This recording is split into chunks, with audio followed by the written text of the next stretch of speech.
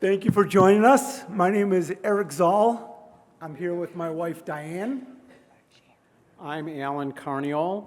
I am here with my wife, Sue. The four of us are proud to be the co-chairs of today's gathering.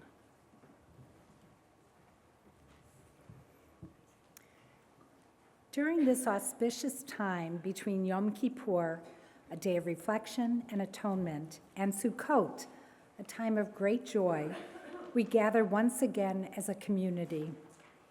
Choosing the right day to remember October 7th was not simple. This year, October 7th falls on the first day of Sukkot, and its Hebrew yortzeit lands on Shemini Atzeret, Simchat Torah. And so we come together today, October 5th, knowing that in the coming days, many of us will mark October 7th again, in our own ways and in our own hearts. We cannot escape the reality of the war, that the war continues. October 7th is not only an event in our past, we are still living through it. For how long, we don't know. How do we commemorate something that is not yet ended? Jews around the world are wrestling with this very question. The tragic attack in Manchester on Yom Kippur is a painful reminder that the horror of October 7th continues to reverberate for the Jewish people around the world. We are outraged, we are heartbroken by this act of terror, striking Jews on the holiest day of the year. Once again, innocent people gather simply to pray as a community. And again, they have been targeted by hate and violence. This must end. We mourn the lives cut short. May their memories be a blessing. And we pray for the healing and full recovery for the injured.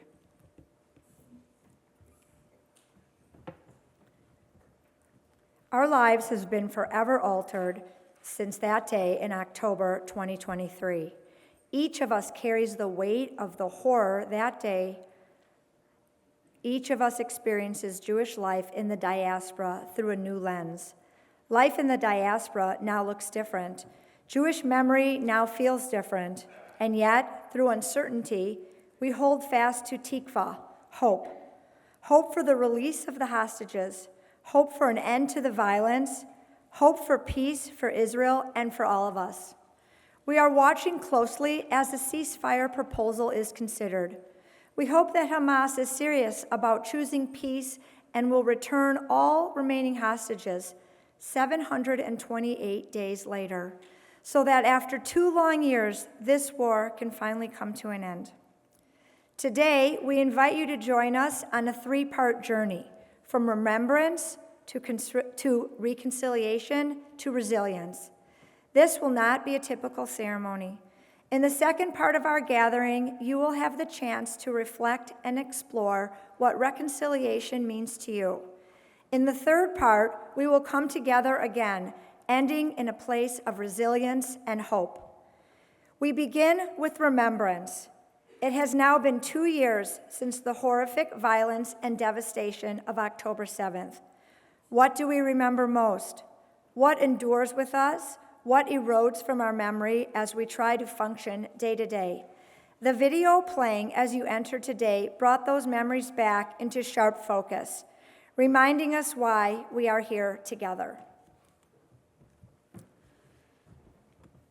Our community shlicha, Noah Geraci, will help us remember.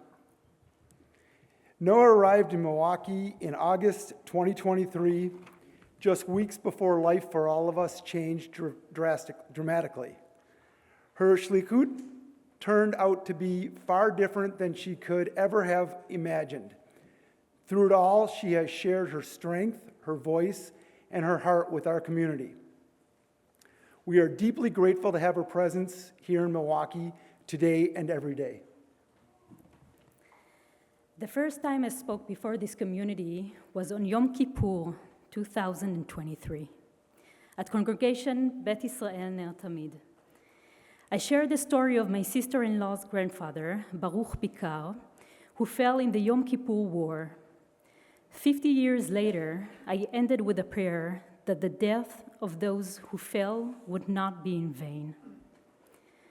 Since then, our world has changed in ways I could never have imagined. Like all of us, I've navigated heartbreak after heartbreak, the scope of the October 7th disaster, the suffering of the hostages, the soldiers who fell, and the families left with unbearable loss. The pain is constant, and the wound has not closed. Last year, 2 memorial ceremonies were held in Israel to mark the October 7th massacre. One official state ceremony and another organized by the broken families, the bereaved and those still waiting. 2 ceremonies at the same time reflected the deep fracture and the loss of trust.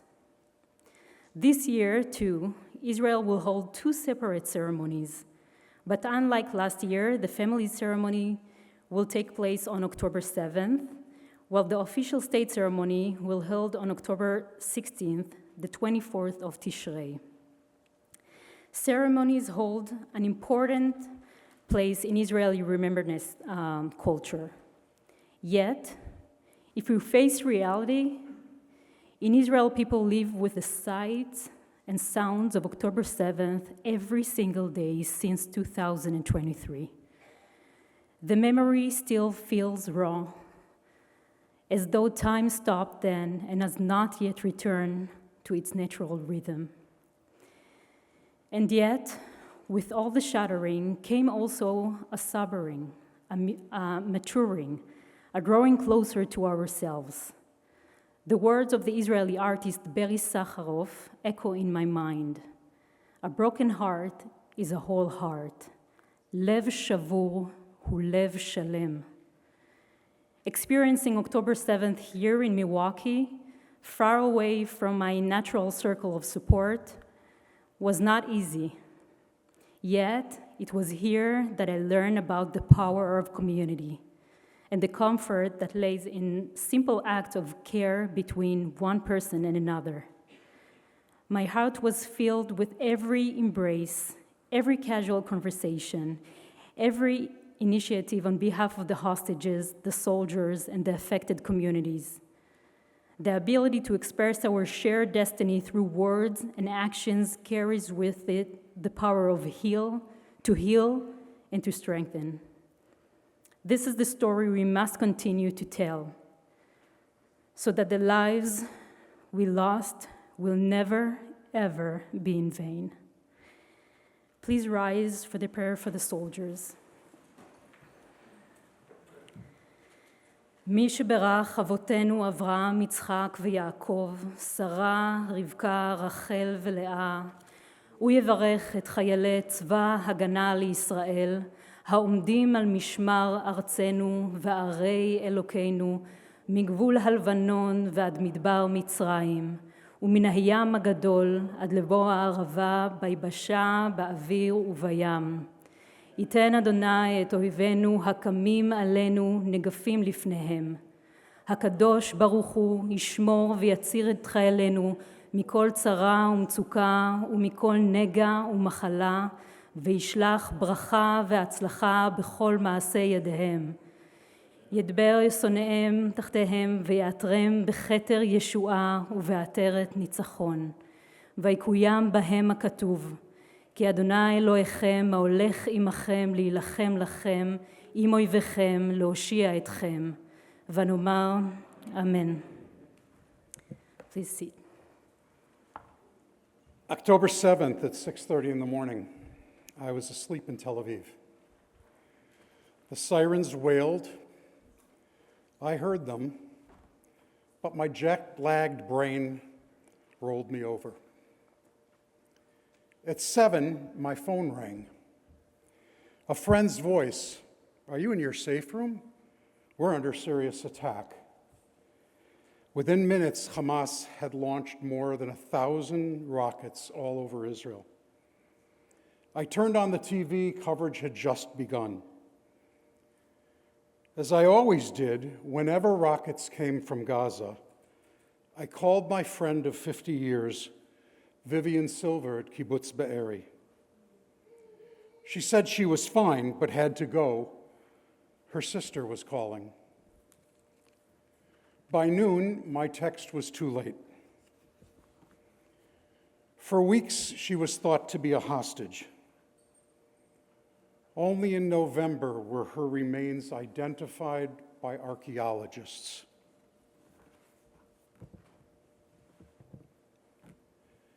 I soon learned that Dana and her son, Carmel, were also murdered at Be'eri. Dana's American grandparents were founders at Kibbutz Gesher Aziv, where I once lived. I worked alongside her father. I still remember the joy of her birth. I never imagined that I would know the day of her brutal death. For the next 48 hours, I sat paralyzed in front of the television, sirens, phone calls, just disbelief. The shock was total. As the hours passed, the scale of the disaster unfolded. I've lived through war before. On the Lebanese border during the Yom Kippur War, I lost 4 of my friends, even my roommate. I lived through weekly terror attacks. There's a reason it's called terrorism. But this was different. The brutality, the burning, the torture.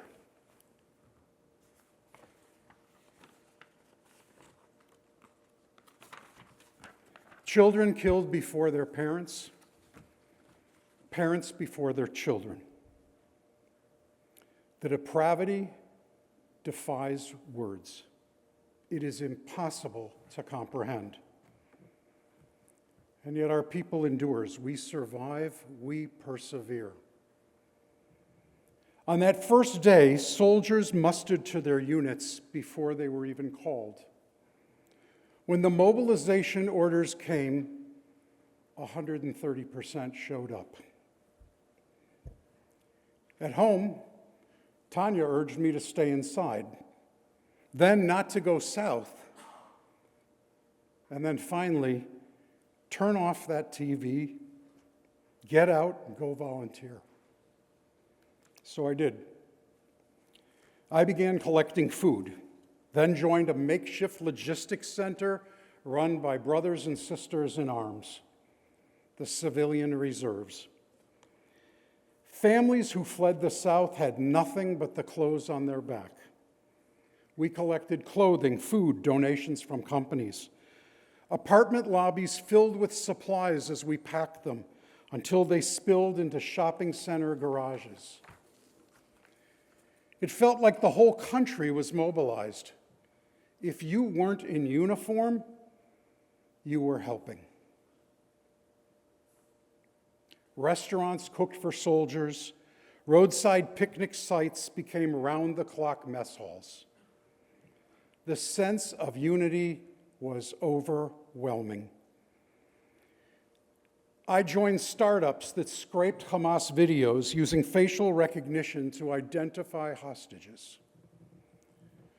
Later, I worked with the IDF Missing Soldiers Unit, connecting them to the world's leading MIA lab here in Madison, Wisconsin. With help from donors here in Milwaukee, the lab assisted the IDF in making identifications. After a few weeks, I returned to the US. Then within the week, I flew back. This time with Miriam Rosenzweig on the first American Jewish mission to the South. I've returned every 3 months since. Signs all over Israel read, Beyachad Nenatzeach. Together, we will win. Despite our arguments, despite our difference, what binds us is stronger. It has always carried us through the darkest nights of our history. This afternoon, we remember and we pray for the release of the kidnapped, for the safe return of every soldier. That strength, our unity, is here in this room this afternoon. And it is what ensures we will all endure. 48 individuals are still being held hostage in Gaza. Each one is a child, a parent, a sibling, a friend. They must return home now. We will not forget them. Steve Aronson will now lead us in a prayer for people being held hostage. The one who blessed our ancestors, Abraham, Isaac, and Jacob, Joseph, Moses, Aaron, David, and Solomon, Sarah, Rebekah, Rachel, and Leah, may they bless and safeguard and preserve the captives among their brothers and sisters in the house of Israel in trouble and captivity. In the merit of the prayers of this holy assemblage who pray for them, may the blessed Holy One shower compassion over them and deliver them from darkness and strife. Remove their bondage, deliver them from their afflictions, and return them speedily to their families. Let them give thanks to God's loving kindness and for the miracles to their children of Adam, and establish for them that what is written, and the ransom of God shall return and come with singing unto Zion, and everlasting joy shall be upon their heads. They shall obtain gladness and joy, and sorrow and sighing shall flee away. And let us say, Amen. We're coming to the close of the Remembrance section of our program. Memory is at the heart of Jewish life. Throughout history, Jews have gathered to remember at holidays like Passover, at commemorations like Yom HaShoah, and in moments of personal grief, such as sitting Shiva or reciting Kaddish. Judaism insists that no mourner should ever stand alone. Kaddish is not only about private grief, it's about shared memory and shared faith. When we rise together, each mourner is reminded that their loss is carried by the whole community. Our voices join, so no soul is ever left to mourn in silence. In a moment, we will stand together and recite the ancient words of Kaddish, remembering those murdered on October 7th and those who were killed in the war that followed. Jews slaughtered because they were Jews. We will never forget them. On Yom Kippur, the Jewish community of Manchester, England, was the target of senseless hate. A terrorist attacked the Heaton Park congregation, murdering 2 people and wounding 4 more. Jews who were doing nothing more than gathering in prayer on our holiest day. Let there be no mistake. They were attacked because they are Jews. Today, we stand together. We say, no more. We must work to ensure the safety of our community, here in Milwaukee, in Israel, and around the world. Jews must be safe to walk down the street, to attend a community gathering, and to pray without fear. Condemning anti-Semitic violence is not enough. We must confront anti-Semitism at its roots before it fuels further bloodshed. We will not rest. We will continue our sacred work. We will protect our people. A list of names is inside your program. Some of the lives taken on October 7th. Please hold them in your hearts as we recite Kaddish now. And then again on the night of October 14th, when you light a Yartzeit candle on the Hebrew anniversary of that tragic day. Today, we also add to our memories the names of the Manchester victims, Adrian Dobley, age 53, and Melvin Kravitz, age 66. May their memories be a blessing, and may our unity and commitment honor them. But our program does not end with Kaddish. It does not end with remembrance or grief. Our Milwaukee Jewish community always insists on ending with hope. As we conclude, we will stand together in solidarity and rise as one to sing Hatikva with conviction and pride. For we are stronger together, whether in remembrance, reconciliation, or resilience. And always, always, we end with hope. If you are able, please rise and join me in the mourner's Kaddish.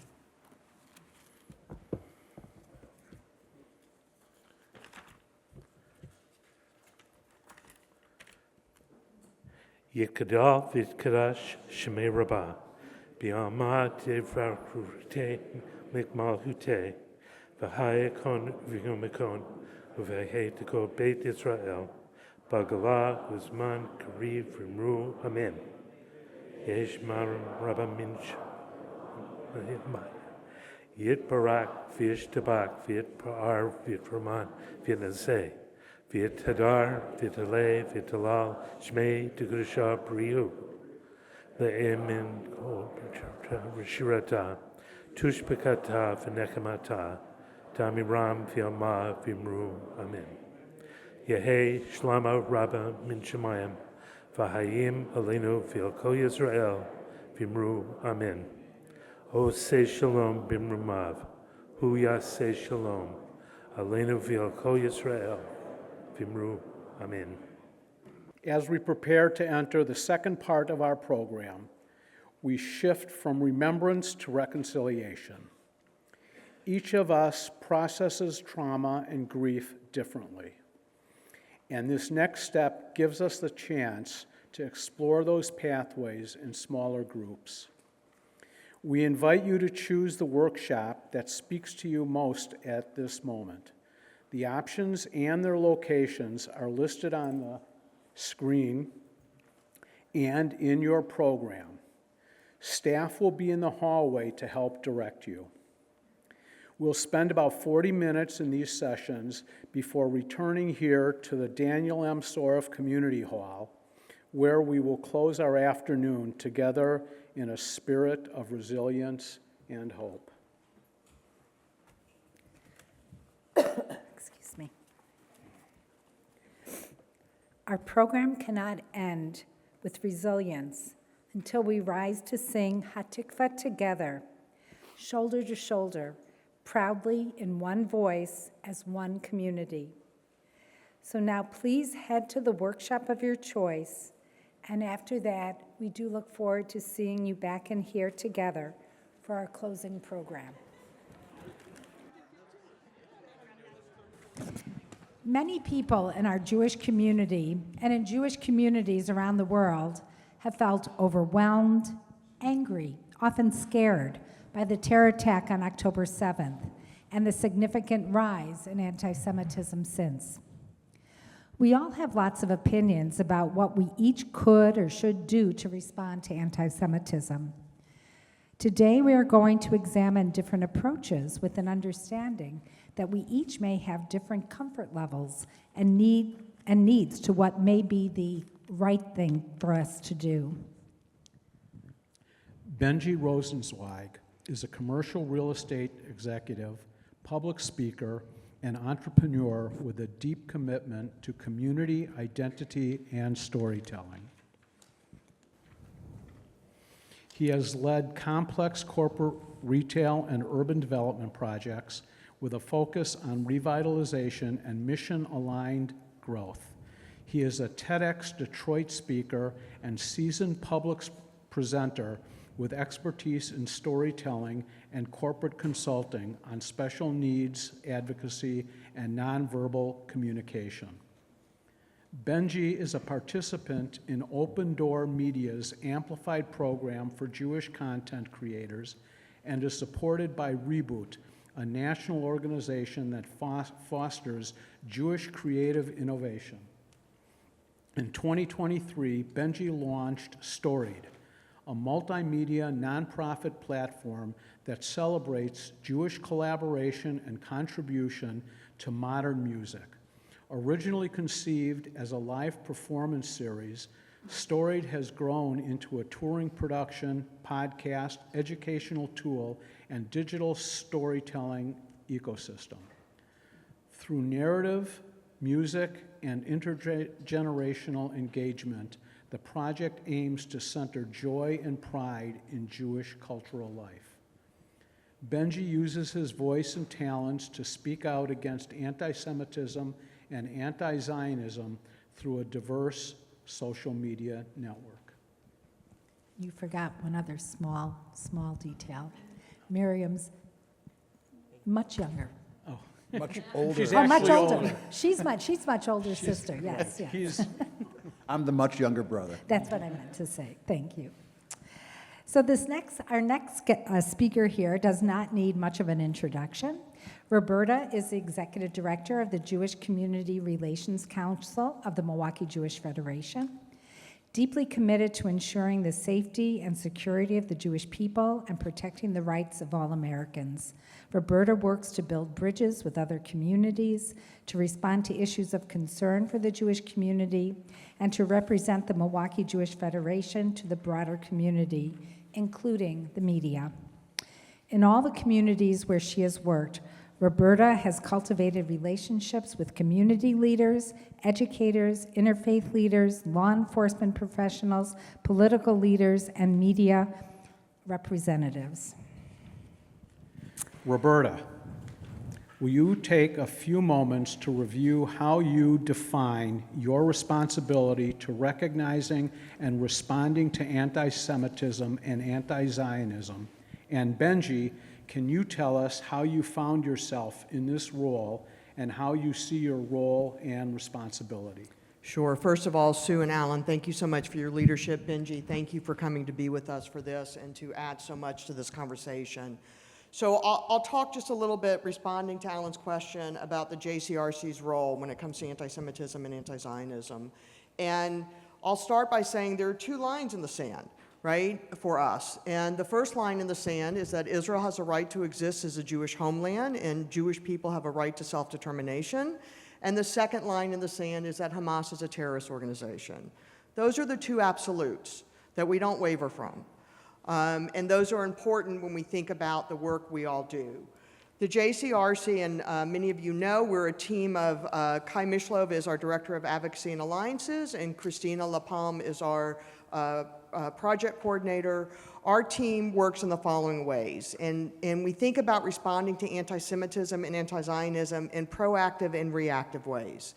And I always like to say we have really 4 ways of making a difference, of moving the needle.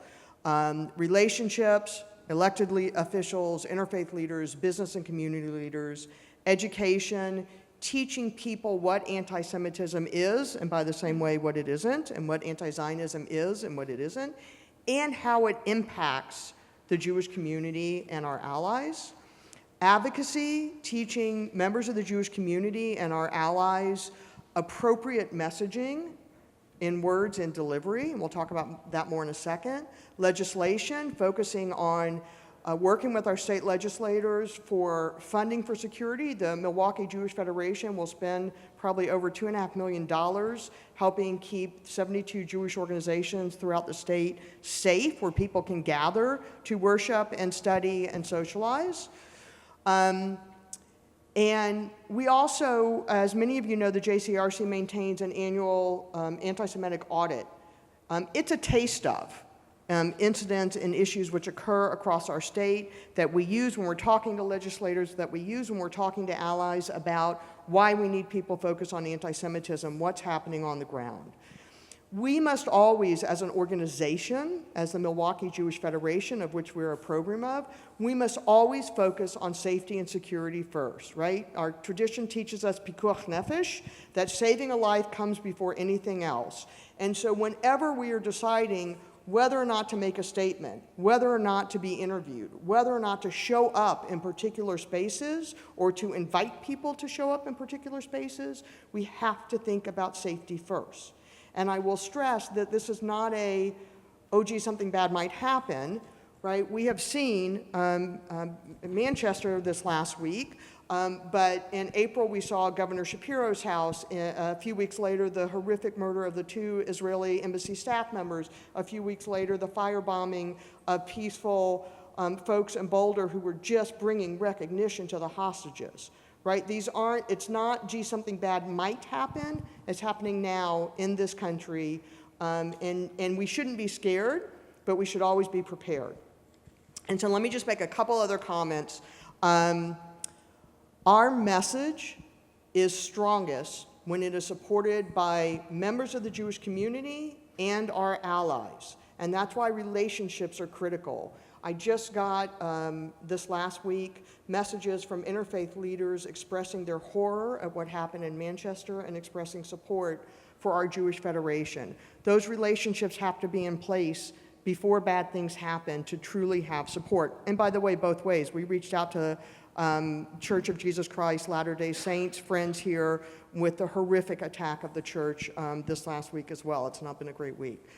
And the last thing I want to say is when we talk about messaging, and I'm coming from an organizational perspective, when we talk about messaging, it must always be based on accurate information. There's lots, we say in the office all the time, there's a lot of emotion, right? And the emotion is fear and it's anger, and it's all sorts of things across the board. We have to be sure that as the Jewish Federation, when we are responding, that to the best of our ability, we have the facts right. We have to have reasonable expectations, which includes thinking about possible reactions to a message. If we put something in the media, if we send something to the Jewish community, if we send something to the community at large, if we send something to legislators or to interfaith leaders, what might the response or responses be that could maybe make things better or maybe make things worse? We have to think about those things. And the final thing that I think is the most important message for me when we talk about advocacy is the delivery of the message is as important as the message.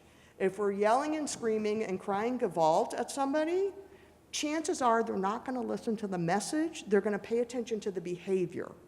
And if we believe our message is important, and I believe the messages we're sending these days are critically important for the well-being of the Jewish people, we have to do it in responsible and respectful ways, even when we're angry at what we're hearing from the other side.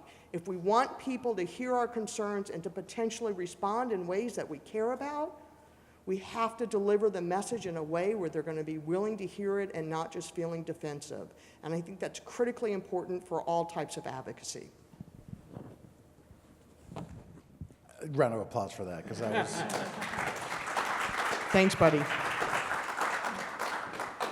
So if Roberto's yin, I'm yang, we are pretty much polar opposites in this conversation. So to answer your question, Alan, the way that I got here is I'm not, my experience is not as an advocate in the Jewish community. On October 7th, it's almost a little bit embarrassing that I looked at my phone and I saw the attacks and I said, oh, there's another attack in Israel. This is so terrible. And then we were doing family stuff that day and I really didn't pay attention until that night. And that night I looked and that's when I was hit by what was going on.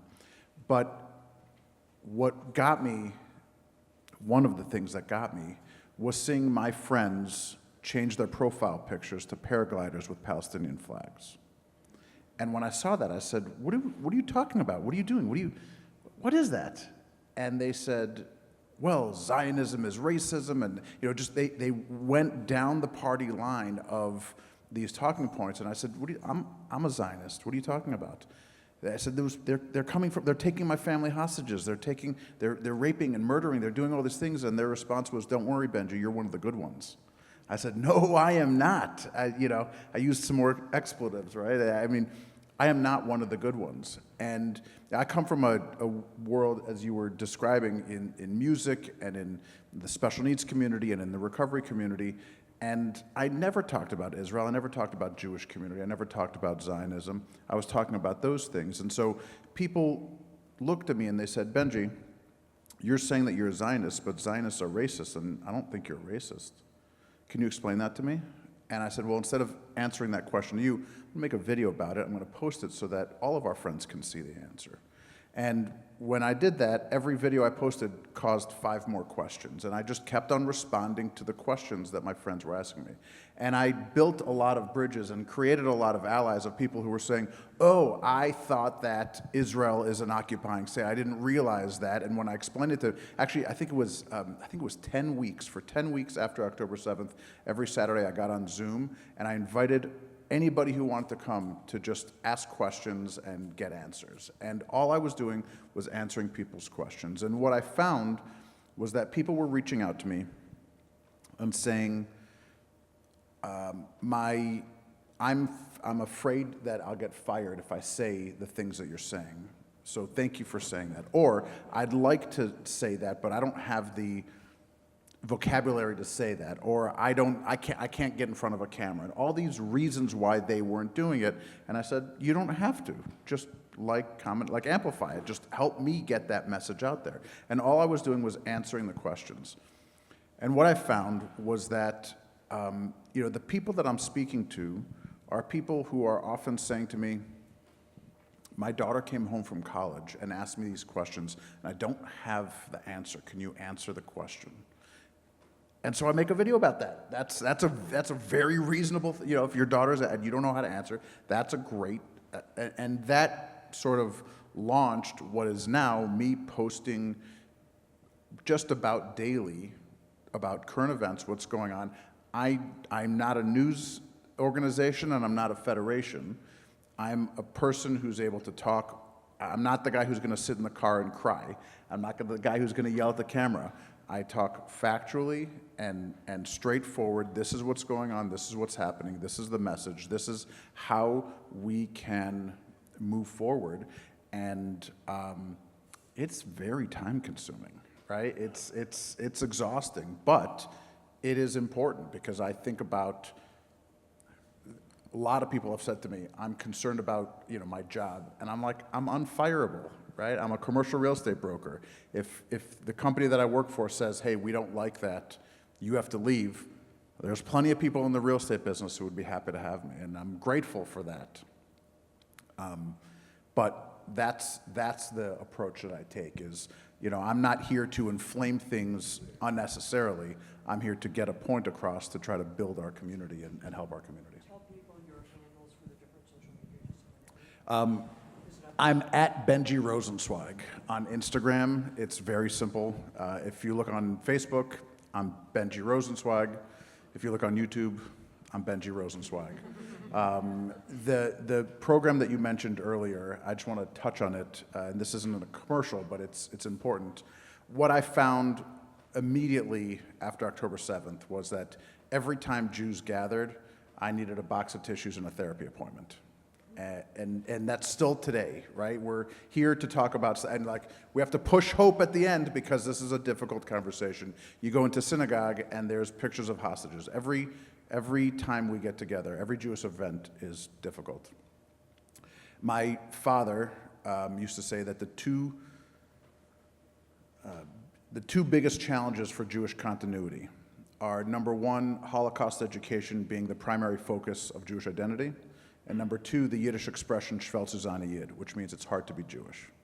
Because if that's the messaging that our kids get, why would they want to stick around? October 7th, in my estimation, October 7th combined those two problems and then amplified them 100-fold, right? They're coming for us, and it's hard, is the message that we hear and see and say every day. I wanted to create something that involved just Jewish joy. So Storied is a program where we focus on a band or a genre and look at where Jews in the Jewish community contributed and collaborated with a band. We started with the Beatles because everybody loves the Beatles, and I did hundreds of hours of research, and I found all these different stories where Jews were involved. And most people say, oh, that's the Brian Epstein story. Brian Epstein was one of 14 stories in this event. That went so well, we did another one about grunge, so we did another one about the Grateful Dead, and on November 1st, we're doing our 4th show, which is about reggae. We actually have Matisiao coming in to perform that show with us. We're super excited. But people kept on saying, you told a story in 3 minutes, there's got to be more details, and I'm like, yeah, editing was painful. So we we created a podcast where we can spend an hour talking about each one of these stories. And the whole point is to talk about the good stuff, talk about where Jews are strong, talk about where Jews are helpful, talk about where Jews are community builders, talk about where Jews are taking their passions and channeling them into creating these things that we all now love. And so that's been a long and labor of love that has been absolutely delightful to, and you have to thank Sarah, my wife, who's sitting right there, for allowing me to spend many long nights and early mornings making sure that this stuff is done. But if you're looking for that good stuff to get back to, Storied is, for me, it's not the answer, but it's an answer to the problem.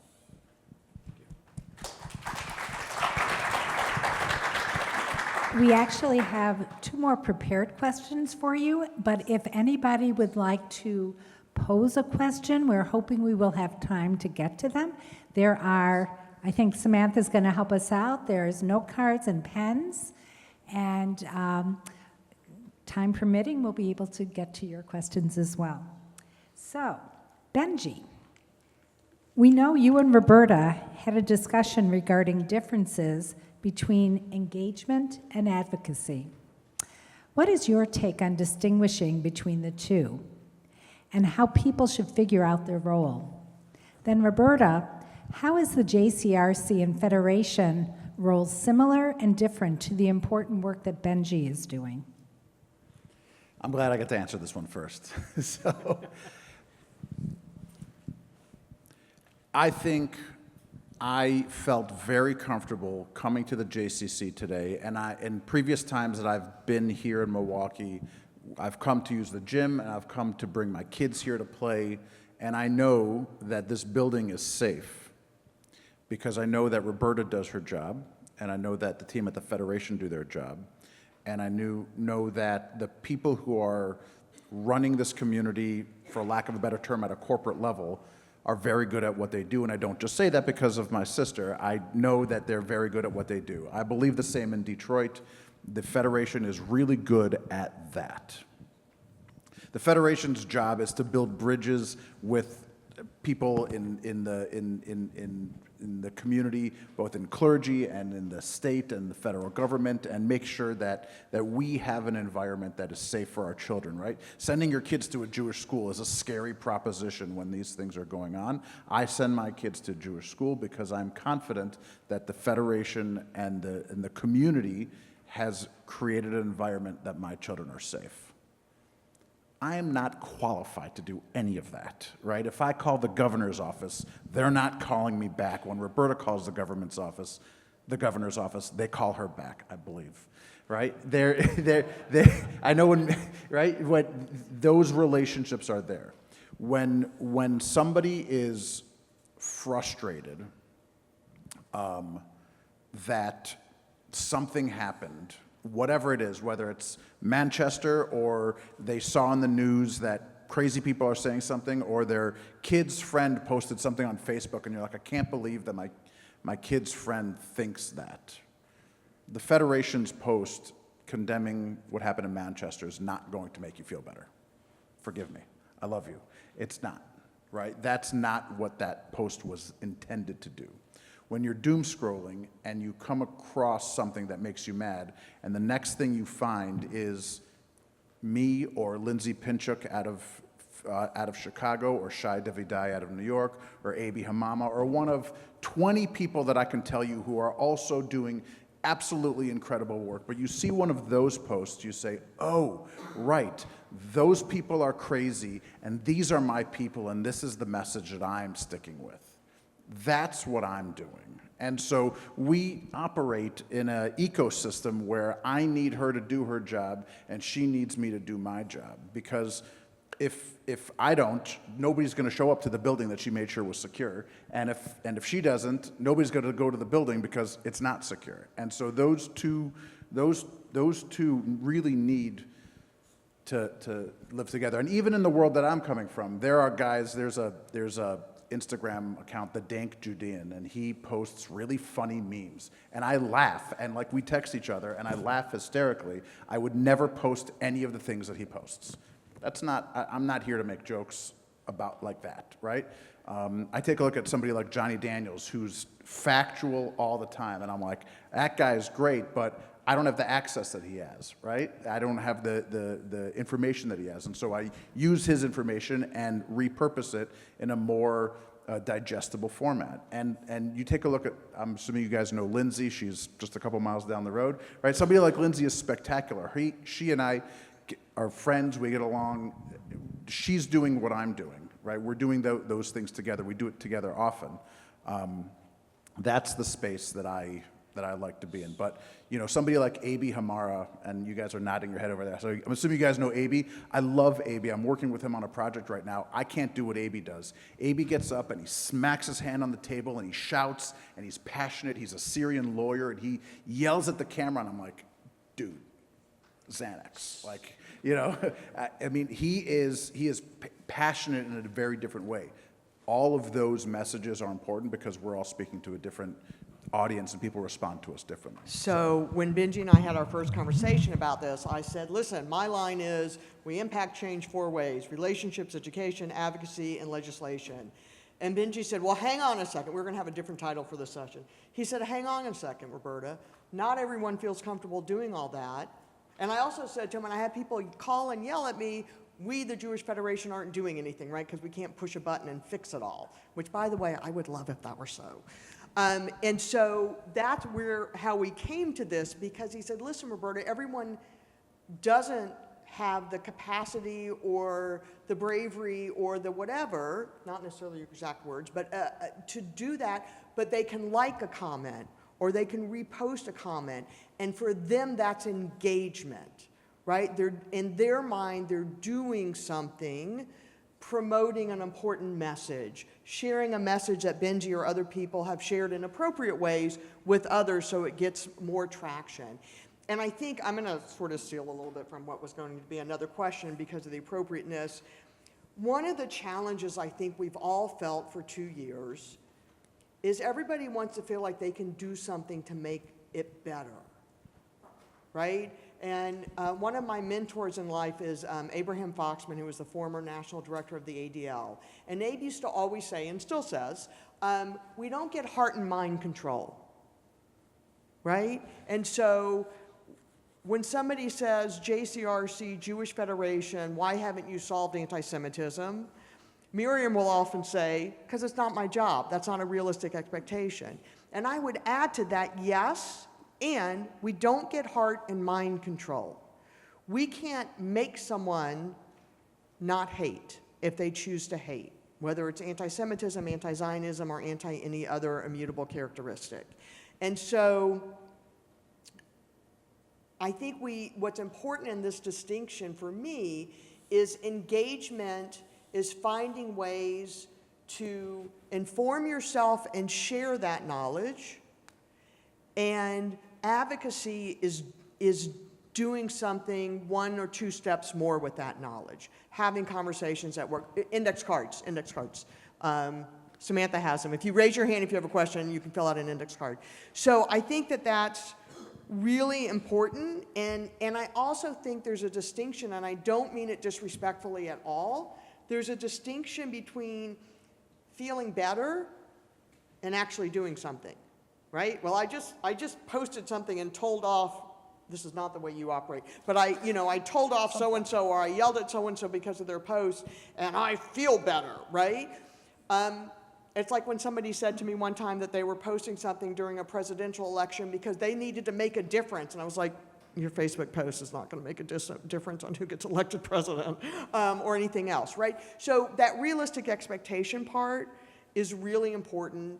And I think your point, and I don't know if you want to play off this or not, Benji, but I think your point to me was people have to figure out what's right for them, right? And so it doesn't mean that engagement doesn't help with messaging, but there are just different ways of being involved is the way I look at it. Yeah, so we're going to get into the weeds here for a moment, and forgive me, if you need a nap, this is the perfect time to do it. There's an idea or a meme or whatever that nobody's ever changed somebody's mind on Facebook. That's not true. And the way that you know that that's not true is your friends who are reasonable people who have said to you, but Israel is an occupying state. Well, they didn't figure that, they didn't learn that anywhere. They heard that they saw that on Facebook, they saw that on the news, they saw their friends saying that. Those are drip campaigns, those are marketing campaigns, those are sophisticated PR campaigns by Iran, Hamas, whoever the head of that octopus is, right? But those are PR drip campaigns that are very sophisticated. When you see something that you like, right, and you say, oh, that's really important, and then you scroll by it, you've missed the opportunity to amplify it. Now, if you like a comment, or if you like a post, the algorithm says, well, if she liked that post, then he might like that post, right? If you comment on it, they say, oh, there's a little bit of a higher score. And if you share that, there's an even higher score. So I can post something and 752 people see it. And I can post something and 700,000 people see it. It just depends on how much people engaged with it and shared it and liked it and commented. So when you see something that you like that is an important point, like it, comment it, share it. That's why you see YouTube videos or social media where they're like, make sure to like, comment, and share, because when you do, it amplifies that and it tells the algorithm that people are liking this. You're right that when it comes to getting a governor to take action today, a Facebook post is irrelevant. But when it comes to changing the hearts and minds of people and protecting the ability for our children to have a future where they can go into school and not be told, well, Sarah, forgive me. Somebody in our circle, I'm trying to remember who it was, said that their kids came home from school this week and somebody in their class had said, in our house, my mom said in our house, we don't like Zionists. And that sucks. That's heartbreaking. How do you, you want to go knock on their door and talk to them? And the answer is, they have figured out a very sophisticated drip campaign. We need to be a part of that very sophisticated drip campaign. When you see something that is a message that is important, like, comment, and share it. Let's do a couple of the questions. We have until what time? 10 minutes. We have 5 minutes. Let's do one question. 10 minutes. 10 minutes. Oh, 10 minutes. We can do 2 questions maybe. Okay, this is a biggie. Very simple. What advice do we have for the Jewish college students at this point? So advice we have for Jewish college students is get involved with Hillel, get involved with Chabad. We say all the time, Miriam's not in the room right now, but we have 3 jobs at the Jewish Federation: safety and security of the Jewish people, that Jewish existence shouldn't be focused on and obsessing with safety and security. It should be about meaningful Jewish journeys, whatever that means for everyone, and we, the Jewish Federation, should help support as many meaningful Jewish journeys as possible. And third, that we need to stay grounded. And so I think what we need to teach our college kids, or help them with and support them with, is finding their own Jewish identity so that Judaism is joyful and meaningful and not about being scared.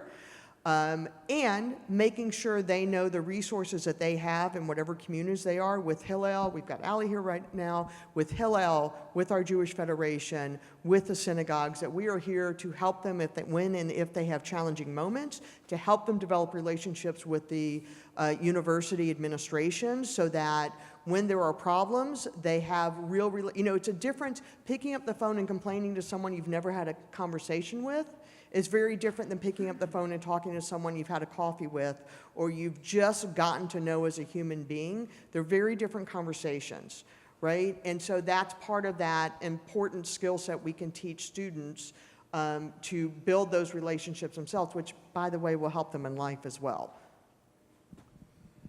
I need to beg forgiveness. I'm about to sound like my dad, and it's painful, but in the last 2 years, I've realized how many times he was right. The best time to plant a tree is 20 years ago, right? The best thing that we can do for our college students is go back 20 years and start planting those seeds 20 years ago. I think that the Chabad and Hillel conversation is important. I think that the best way to fight anti-Semitism is being a loud and proud Jew and participating. I think one of the sessions today was in the sukkah, and it was something like participating in Jewish activities is fighting anti-Semitism. I 100% buy that, and I think that is it the Milwaukee, the Chabad on campus here, his Instagram is Milwaukee. I'm like, that is awesome. If you see him, he's creating great Jewish experiences for kids. And some kids don't like Chabad, and some kids want to go to Hillel, and that's fine. The answer is, rather than saying, you should be engaged in positive Jewish experience, no, create positive Jewish experience and engage them. Okay, lightning round. Benji, very quick answer. How do you choose to respond to people who argue with you with your online posts? Do you ignore them, engage with them? It's a great question, and it's lightning round. So on my posts, I will engage only for the purpose of the algorithm. I don't take anything personally, and I'm almost laughing at them half the time. I'm only engaging. On other people's posts, I'm not engaging because I'm not wasting my time and helping somebody else's algorithm. And when you're yelling and they're yelling, nobody's listening. So those arguments are absolutely useless other than to help me with the algorithm. And Roberta, how do you respond to criticism when members of the community don't agree with the JCRC Federation, either not taking a position or choosing to take a particular position? It's really hard, and it's pretty much every day. Look, we all, to be fair, right, being human is hard. We all, at times, with best of intentions, think if everyone would just listen to us, it would be fine. If you would just take my advice, it would, you would be doing so much better, and you would have, and part of me really understands that because we want to be hopeful, we want to be optimistic, we want to think that we can do something that makes a difference.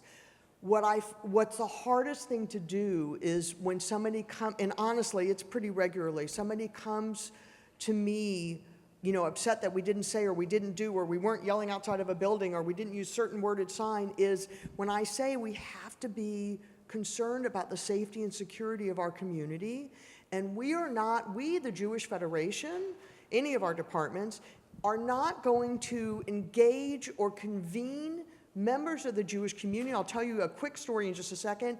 If there's a chance it could be not safe.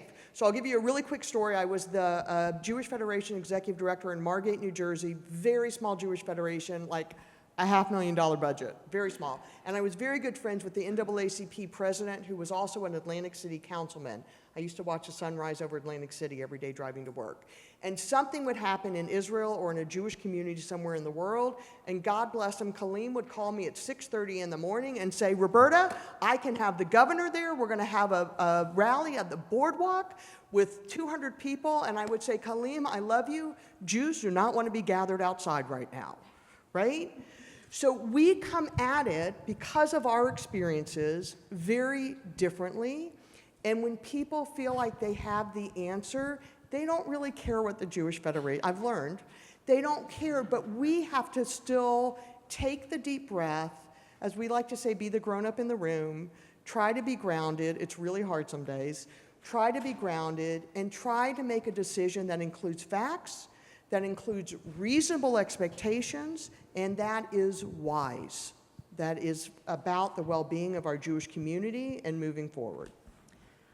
Well, we are about out of time. I will make sure that both Benji and Roberta will read your questions. We will have time afterwards when we're having our little nosh and schmooze. You might want to find them and engage even more. We can't thank them enough for their knowledge, their experiences, their expertise, and their dedication to the Jewish community here in Milwaukee, nationally and globally. Thank you so much. Thank you, Sue and Alan, so much. Thank you. And everybody Thank you. stay here because we're all reconvening back in here. I want to say I hope the workshops offered you moments of meaning, but I can tell that they have. I hope they offered you moments of meaning, reflection, and perhaps healing. The path of reconciliation is never simple. It is winding and deeply personal, but it becomes more bearable when we walk it together. Exploring our individual approaches to reconciliation strengthens us as a community and empowers us to move forward. We have journeyed from remembrance to reconciliation. Now we enter the final part of our program, resilience. Ending our time together as a community is essential, for it is here with one another that we find the courage to move forward with strength and with hope.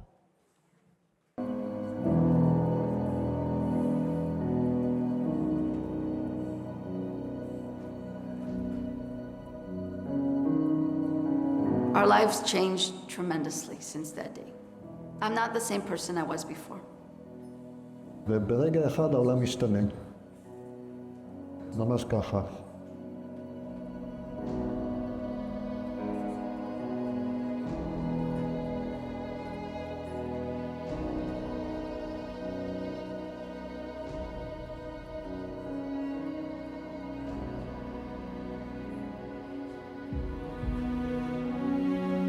Found a group of people that I can really relate to. It was the first time I didn't feel lonely in my personal experience.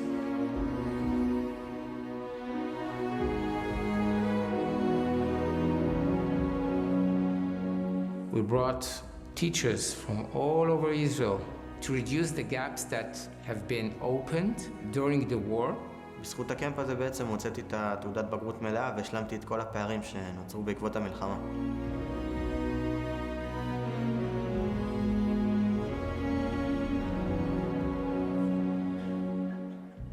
Art therapy, it's the most amazing things that happen to me. I feel that I can express myself and take out all that I feel throughout a lot more than speaking to someone.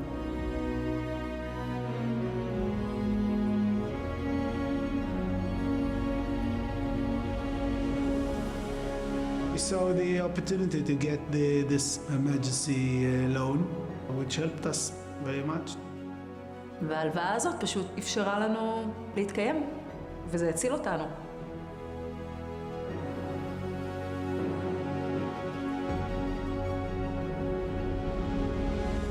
I'm optimistic, not only that we will build everything back, we'll put it better, bigger, stronger for years to come.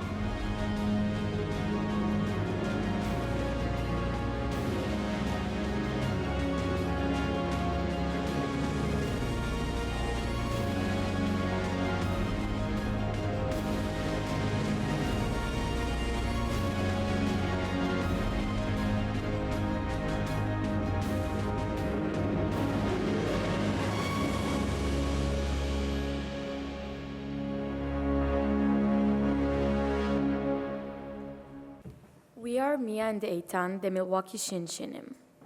And I'm Or, the Israel Fellow. Like many others around the world, we spent quite a bit of time on social media over the past 2 years. Since October 7th, we have witnessed how the images and messages surrounding the Israeli story have drifted further and further from the reality we lived in Israel. We have also learned how Jewish life around the world has been deeply affected by the public atmosphere that developed around the war. The butterfly effect is an expression that illustrates how the flap of a butterfly's wings may create small atmospheric changes that eventually lead to a tornado. The fluttering wings represent a tiny shift in the initial condition of a system, which triggers a chain of events that results in a large-scale phenomenon. Without the butterfly's wing, the system's path might have never been entirely different. Hope works the same way. We believe that acts of kindness and compassion between people, even small ones, set positive movements in motion and strengthen the hope in the world.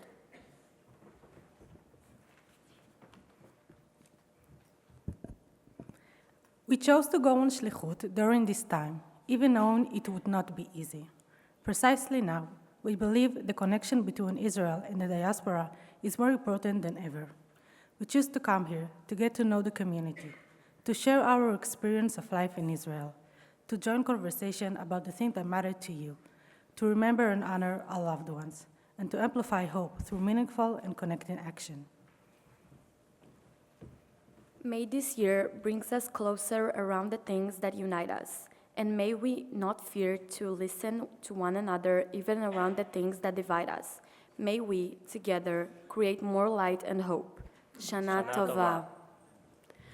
A prayer for peace. Grant peace, welfare, blessing, grace, loving kindness, and mercy to us and to all your people Israel.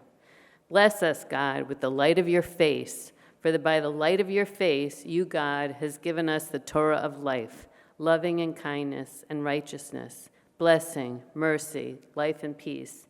And may it be good in your eyes to bless your people Israel at all times and in every hour with peace. Blessed are you, God, who blesses your people Israel with peace. All rise.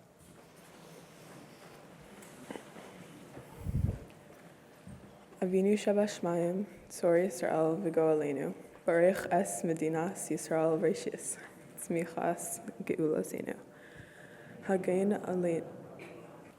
Thank you, Shani. It is especially meaningful to have a high school student, a young leader in our community, offer a prayer for the state of Israel. Our young people represent the promise of our future, and we pray that the future will be one of peace for Israel and for the entire world. Rabbi Lord Jonathan Sachs, may his memory be a blessing, once taught, "The world we build tomorrow is born on the prayers we say today." Our resilience, our strength, and our hope for the future are built upon the collective prayers and dreams of our community. Thank you all for being here today. It is deeply uplifting to see our community united, and we extend our gratitude to the entire planning committee for their creativity and dedication. You can find their names in your program, and hopefully at the end you'll find them, you'll seek them out and thank them personally. Our thanks go out as well to the Milwaukee Jewish Federation and the Harry and Rose Sampson JCC, the entire staff for the partnership and effort in making today possible. In a moment, we will hear an inspiring message from the President and CEO of the Milwaukee Jewish Federation. Following that, the Planning Committee members, together with our Jewish community professionals, will lead us in the anthems. Afterward, we invite you to linger for coffee, a nosh, and conversation. Take time to share your reflections from the workshops and learn from one another. In doing so, we continue to grow stronger together. Miriam, we look forward to your words in this important moment. Before I start, I want to say thank you both to the committee for this incredible program. And someone stopped me right before I came in and said this program was perfect, that it hit the spot on a hard year to plan it. So to the committee and the professionals and the teams that put this together, thank you. So today we stand in something that our community knows well, which is not certainty, it's not ease. We stand in hope. Rabbi Lord Jonathan Sachs, I say this every time we sing a tikvah, teaches us the difference between optimism and hope. Optimism is the belief that things will be better, and hope is the belief that together we take the responsibility to make things better. We believe that we can do it. It's a choice that we make to build, to do, to make it happen. And our anthem, the Jewish national anthem, Hatikvah, is that discipline, the hope.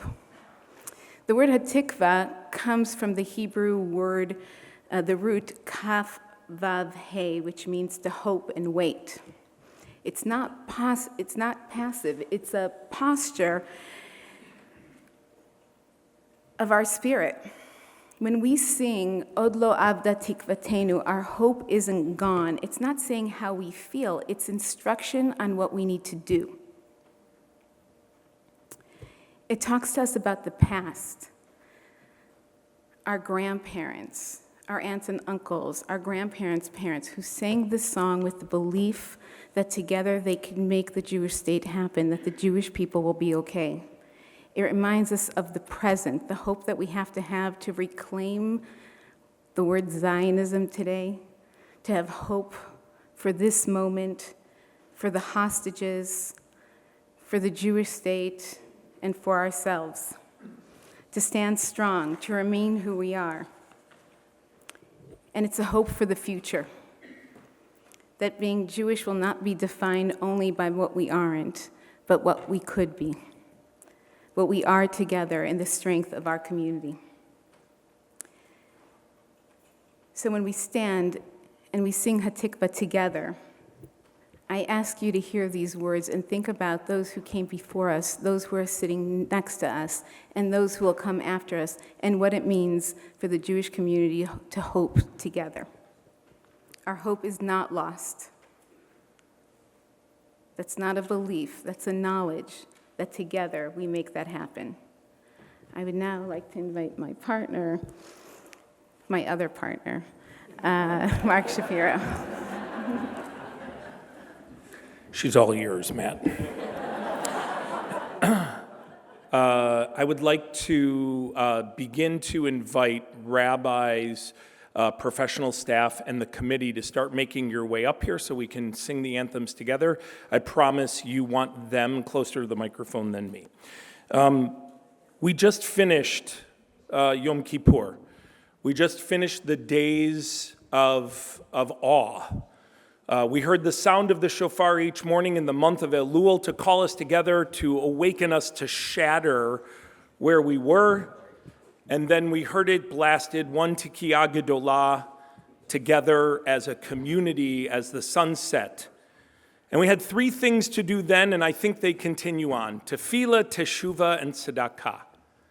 And I want to suggest that on this day, we think about it from the idea of teshuvah. That when we think about seeking forgiveness, we have to seek them in three ways: forgiveness from God, forgiveness from our fellow man, fellow human, but also forgiveness from ourselves. Today, the committee and the people that worked so hard to pull together today, three things, right? That we start with remembrance. That we give our space to reconcile this struggle that we're going through. How can it be that we are days away from marking 2 years? But from it, we can either leave with hopelessness or with great hope. We are allowed to heal. We are allowed to forgive ourselves for having moments of living inside Jewish joy. As long as we go through and remember, never forget, reconcile where we are, and then most important was, as I heard Bruce share his words today, together we can win. Not win the war, but win, or not win a war, but win the war. The war of being resilient and never losing our hope.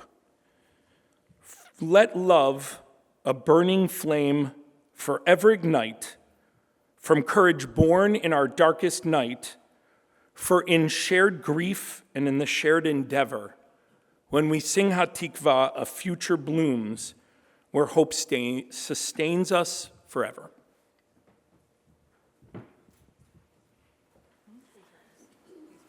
Please rise.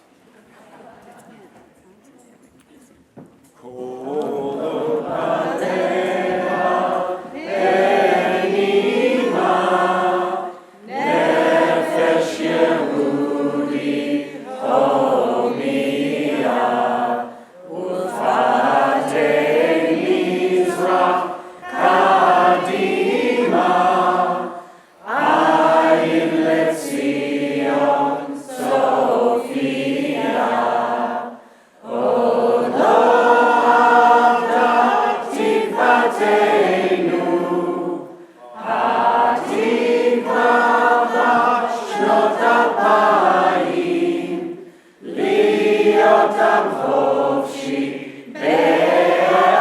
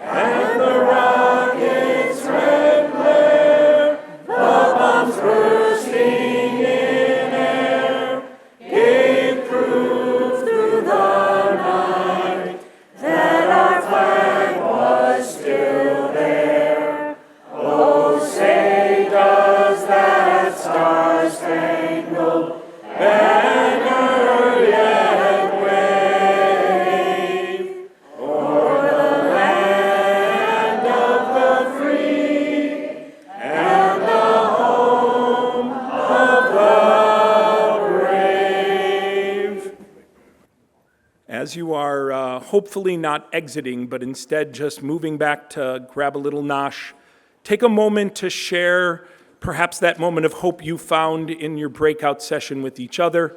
We have candles for you to take home, memorial candles. Like we said, we have to remember, but let the light of those memorial candles also shine bright with the hope for peace and for all of the hostages returning home. And may we all find the resilience and strength so that we can win and keep our hope together as a community. Thank you, everyone, for sharing your day with us today.